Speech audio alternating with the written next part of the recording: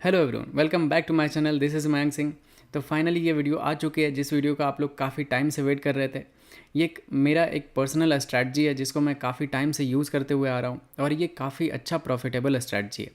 तो इस स्ट्रैटेजी के बारे में A to Z पॉइंट पे बात करूँगा। किस तरह से आपको ट्रेड करना है, किस तरह से आपको स्टॉप लॉस लगाना है, किस तरह से आपको कौन सा स्ट्राइक प्राइस सेलेक्ट करना है, कितना रिस्क मैनेजमेंट होना चाहिए।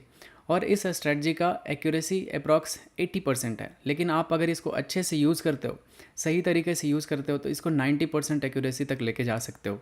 तो मैं इस स्ट्रैटेजी को तो 3-4 साल से यूज़ कर रहा हूँ और काफ़ी मज़ा आता है। इसमें सबसे अच्छी बात ये होती है ना कि इसमें स्टॉप लॉस बहुत ही छोटा रहता है और टारगेट आप 1:2, 1:3 भी ले सकते हो। काफ़ी अच्छा इसमें प्रॉफिट टारगेट मिलता है। तो बहुत सारे लोगों का डाउट रहता है कि यार स्कैल्पिंग होता क्या है। स्कैल्पिंग एक ऐसा तरीका है ट्रेडिंग का जिसमें अपन बहुत ही छोटे टाइम के लिए ट्रेड में रहते हैं और बहुत ही जल्दी क्विक प्रॉफिट कर लेते हैं या फिर तुरंत ही एग्जिट हो जाते हैं लॉस में, छोटे से लॉस में एग्जिट हो जाते हैं। इसको स्कैल्पिंग कहते हैं। एक होता है इंट्राडे ट्रेडिंग। उसमें होता है कि आप सुबह में ट्रेड लेते हो और ऑलमोस्ट 3 बजे के अराउंड तक आप अपने ट्रेड को होल्ड करते हो और उसके बाद उसको एग्जिट करते हो। तो अगर इंट्राडे करते हो तो उसमें क्या होता है नुकसान कि जितने भी रिटेलर्स होते हैं उनके पास कैपिटल कम होने की वजह से अगर आप इंट्राडे करोगे तो आप ऑप्शन बाई करोगे। ऑप्शन बाइंग में अगर गलती से भी मार्केट साइडवेज रहा, जैसा कि हमारा डेटा रहता है कि हमारा market almost 80 to 90% time sideways रहता है, बाकी बहुत ही कम टाइम ऐसा होता है जो ट्रेंड होता है, ठीक है। तो उसमें पैसा बनता है, लेकिन वो जब ट्रेंड होगा तो आप उस ट्रेंड को अच्छे से कैप्चर नहीं कर पाते हो और आपका लॉसेस होता है इंट्राडे में। तो इंट्राडे उन लोगों के लिए जिसके पास ज़्यादा कैपिटल है, जो लोग ऑप्शन सेलिंग करते हैं, उनको अच्छा पैसा मिलता है। और स्कैल्पिंग में क्या होता है कि जितने भी रिटेलर्स होते हैं उनके पास कम पैसा होता है, तो वो स्कैल्पिंग करके रेगुलर बेसिस पे डेली पैसा कमा सकते हैं। तो अगर अभी आपके पास टाइम नहीं हो तो वीडियो को ऐसे जल्दीबाजी में मत देखना, काफ़ी ज़्यादा इंपॉर्टेंट रहेगा वीडियो। तो वीडियो को लाइक करके छोड़ दो या फिर वॉच लेटर में ऐड कर दो, सो दैट आप बाद में अच्छे से कॉपी पेन के साथ देखना, तो आपको काफ़ी मज़ा आएगा और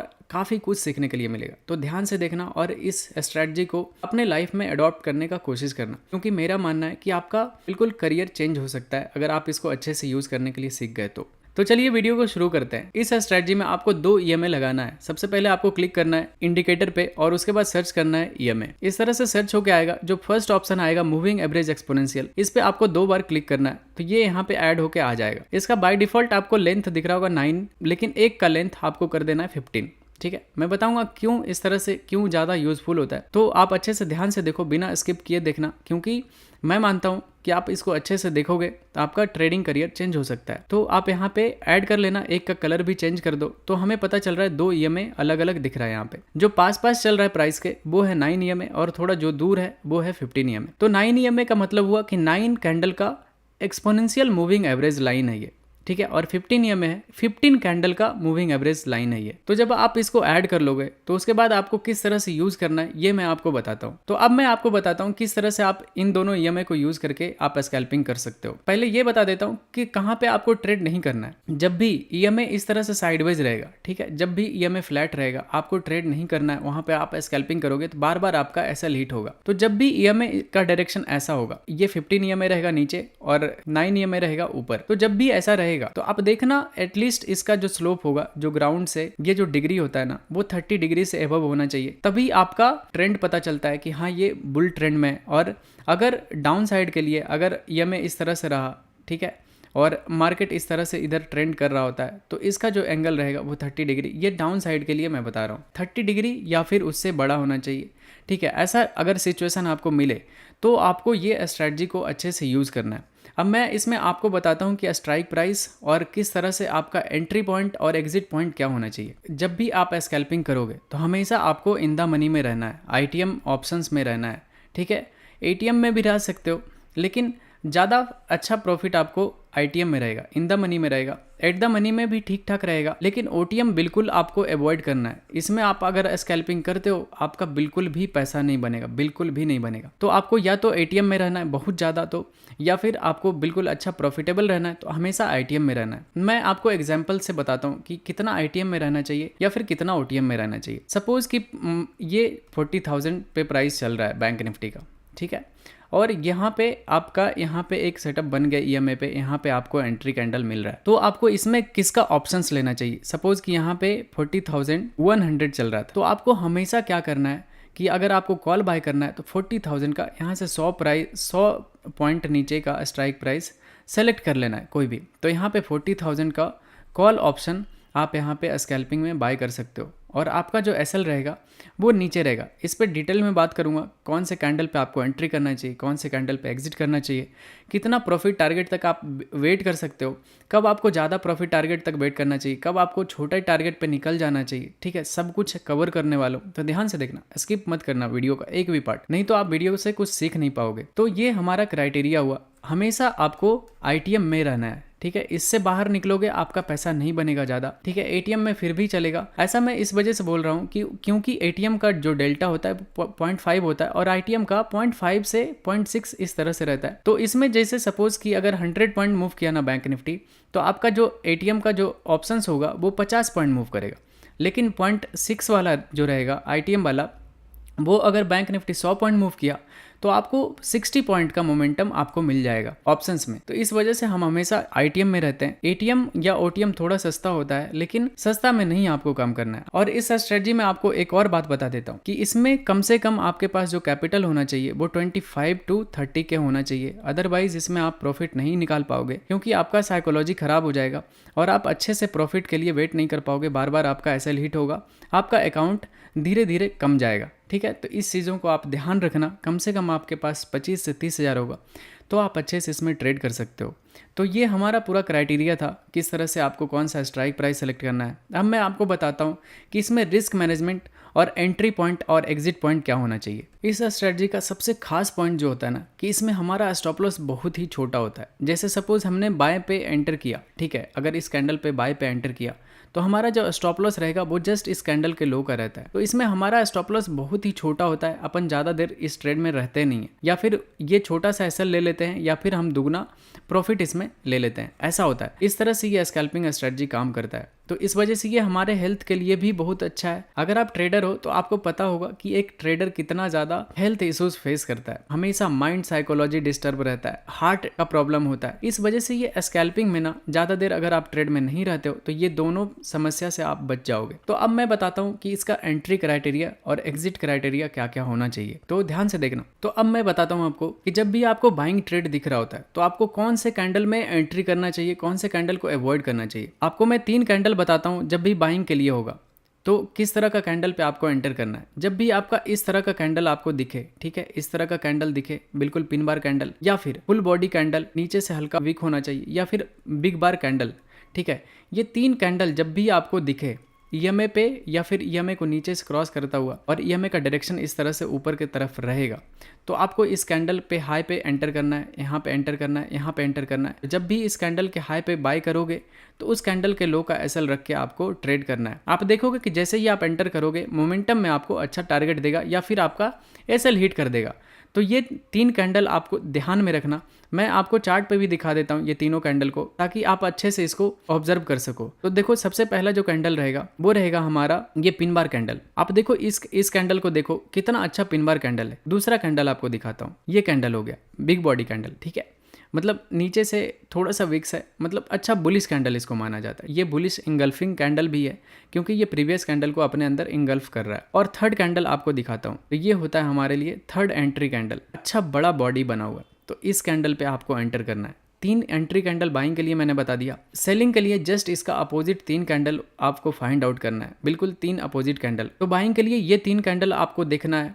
और मैं बताता हूँ आपको अब एंट्री और आपका टारगेट क्या होना चाहिए। अगर आप अभी ट्रेडिंग स्टार्ट किए हो, कुछ महीने हुए हैं आपको ट्रेडिंग करते हुए, तो आपको चार्ट सेलेक्ट करना है 5 मिनट का। जैसे जैसे आप इसमें एक्सपर्ट होना उस तरह से आप टाइम को रिड्यूस कर देना। तो सबसे पहले आप देखोगे अभी ईएमए बिल्कुल फ्लैट है, और उसके बाद जैसे ही चार्ट आगे बढ़ेगा मैं आपको बताऊँगा, देखोगे धीरे धीरे ये कैंडल, ये चार्ट का डायरेक्शन पूरा मुड़ चुका है और ये ट्रेंडिंग होता हुआ दिख रहा है आपको।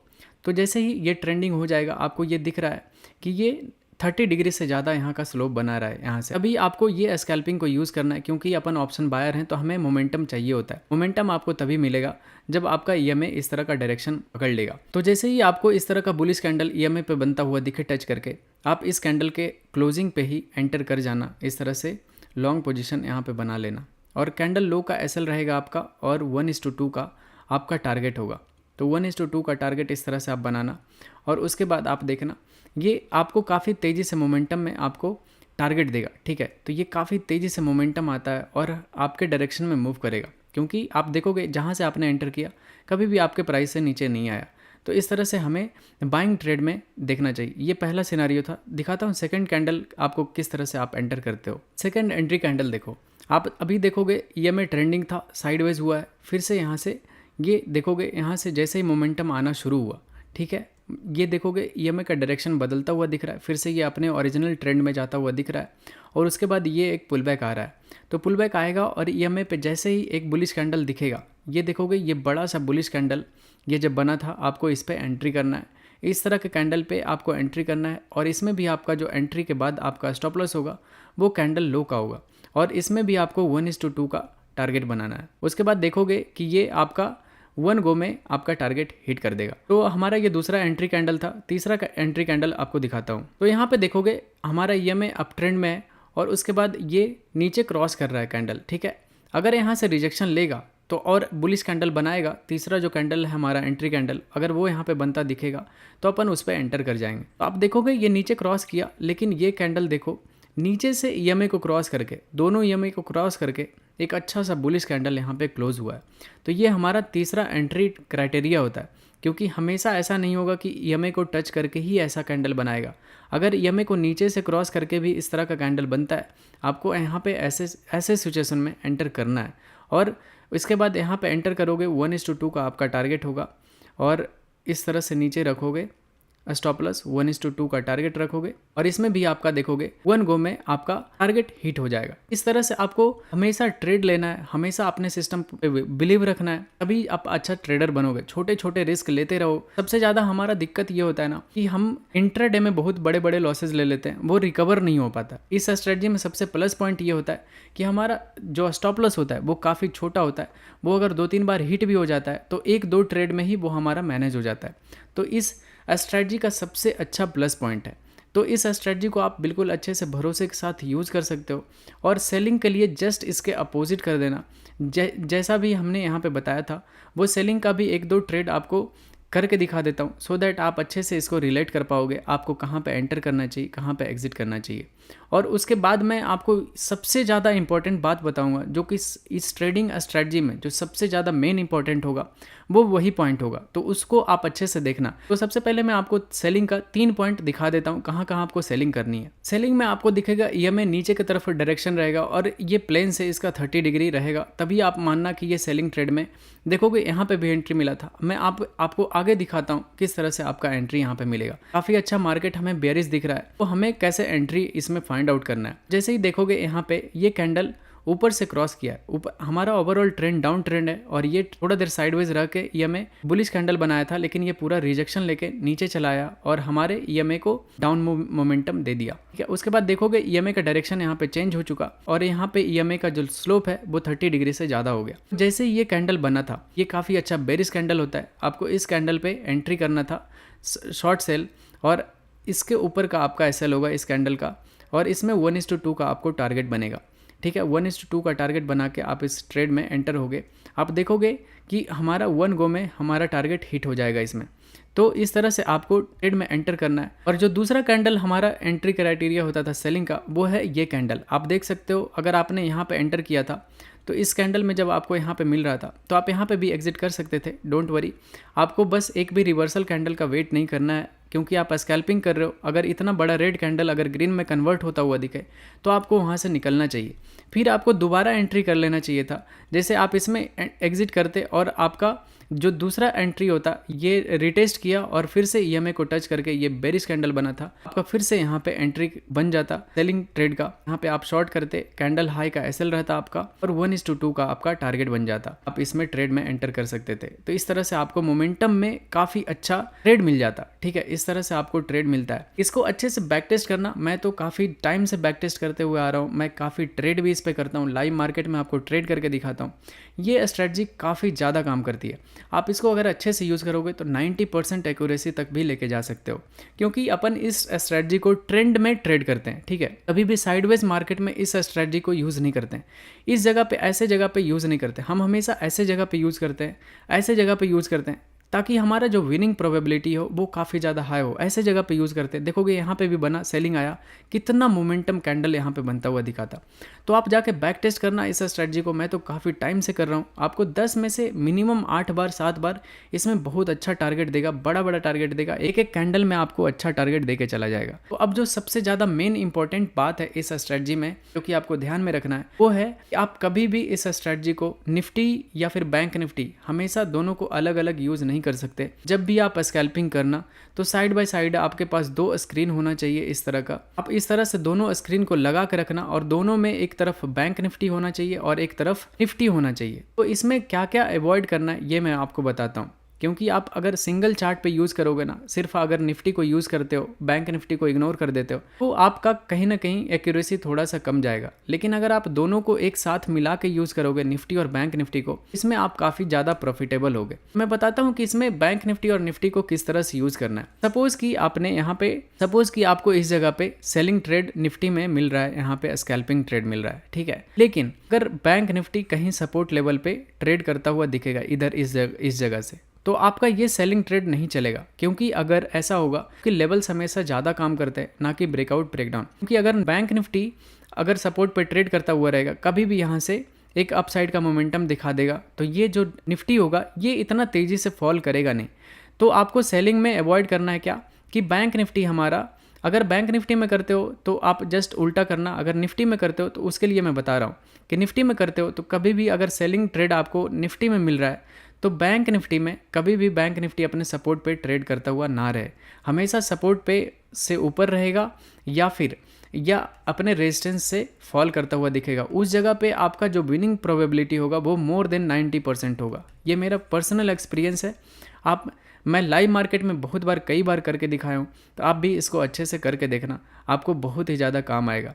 अगर आप बाइंग का ट्रेड, सपोज़ कि स्कैल्पिंग में आपको बाइंग का यहाँ पे कैंडल मिल गया, आप यहाँ पे बाइंग कर रहे हो कैंडल लो का एसएल रख के, लेकिन अगर वहीं पे बैंक निफ्टी अपने रेजिस्टेंस पॉइंट से रेजिस्टेंस लेता हुआ दिखेगा, ठीक है, तो आप दोनों कंट्राडिक्ट हो रहा है कि इसमें निफ्टी में बाइंग आ रहा है और बैंक निफ्टी में सेलिंग आ रहा है। आप ऐसे जगह पे कभी भी ट्रेड मत करना, क्योंकि यहाँ पे आपका विनिंग प्रोबेबिलिटी बहुत ही मतलब लेस देन 40 to 30% आ जाएगा, ठीक है, मतलब इतना ज़्यादा विनिंग प्रोबेबिलिटी आ जाएगा। तो ऐसे में आपको काम नहीं करना है। आपको जब भी देखना है कि अगर बाइंग ट्रेड मिल रहा है हमें, तो बैंक निफ्टी भी अपने सपोर्ट लेवल से बाइंग आता हुआ दिखना चाहिए बैंक निफ्टी में, तभी आप ज़्यादा प्रॉफिटेबल होगे और आपका साइकोलॉजी ज़्यादा अच्छा होगा और आपका जो टारगेट हिट होगा वो ज़्यादा टाइम हिट होगा और स्टॉप लॉसेस कम हिट होंगे, ठीक है। तो ये हमारा बेसिक कुछ क्राइटेरिया था जिसको आप अच्छे से फॉलो कर सकते हो। तो आप अच्छे से जाओ, बैक टेस्ट करो इस स्ट्रेटजी का, आप बहुत अच्छे से इसको इम्प्लीमेंट करना अपने लाइफ में। अगर कुछ भी डाउट है इस स्ट्रेटजी से रिलेटेड, तो आप कमेंट करके पूछो, मैं आपको अच्छे से जवाब दूंगा, ठीक है। अगर कुछ रह गया तो मैं लाइव मार्केट में फिर दोबारा एक्सप्लेन कर दूंगा, अगर कुछ भी पॉइंट मेरे से मिस हुआ तो। सबसे ज़्यादा इंपॉर्टेंट था कि बैंक निफ्टी और निफ्टी को दोनों एक साथ यूज़ करना है, सो दैट हमारा एक भी गलत ट्रेड में एंट्री ना बने, ठीक है। तो यही था हमारा स्ट्रेटजी। आप अच्छे से इसको यूज़ करना, स्कैल्पिंग करना। आप रिटेलर्स हो तो आप इसमें स्कैल्पिंग करके आप कैपिटल को काफ़ी अच्छे से ग्रो कर सकते हो और आप अच्छा पैसा बना सकते हो इसमें। तो चलिए वीडियो को रैप अप करते हैं। अगर वीडियो इन्फॉर्मेटिव लगा तो वीडियो को प्लीज़ लाइक करना। जो भी लॉसेस कर रहे हैं आपके दोस्त, ठीक है, उनके पास शेयर करो वीडियो को, उनको बोलो देखने के लिए। अच्छे से अगर वो देखेंगे और अपने अंदर अडॉप्ट कर लिए तो वो काफ़ी अच्छा प्रॉफिटेबल हो जाएंगे, ठीक है, ये मेरा गारंटी है। आप अच्छे से देखो वीडियो को और लाइक कर दो, शेयर कर दो, और अगर अभी तक आपने सब्सक्राइब नहीं किया तो सब्सक्राइब कर दो जल्दी से चैनल को। लो bye, thank you, thanks for watching guys.